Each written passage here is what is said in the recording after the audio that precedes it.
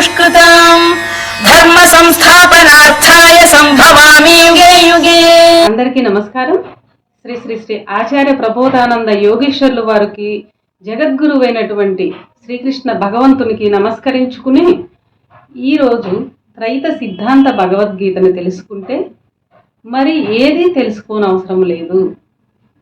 భగవంతుడు సాక్షాత్తు భగవంతుడే తెలియజేసిన ఈ భగవద్గీతని స్వామివారు స్పష్టంగా 3 ఆత్మల వివరము ఇందులో తెలియజేశారు.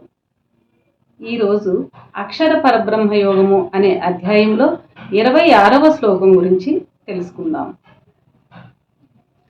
శుక్లకృష్ణే గతిహ్యేతే జగత శాశ్వతీమతే ఏకయా యాత్యనావృత్తి మన్యయా వర్తతే పునః.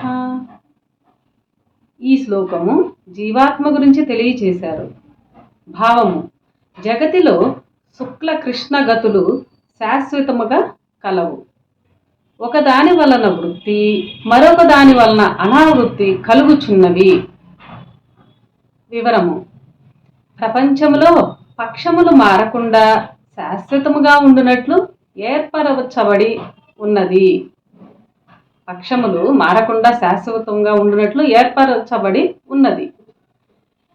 కృష్ణ శుక్ల పక్షములు రెండు శాశ్వతముగా ఉండి యోగులకు వృత్తి అనావృత్తి కలుగుజేయుచున్నవి.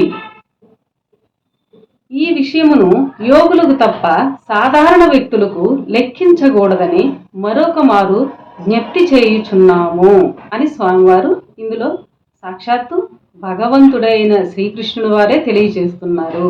ఇది ఈ కాలము సాధారణ వ్యక్తులకు కాకుండా లెక్కించకూడదు. సాధారణ వ్యక్తులకి యోగులైన వారికే ఈ కాలాన్ని లెక్కించాలి అని మరలా భగవంతుడు మనకి తెలియజేస్తున్నాడు. అందరికీ నమస్కారం.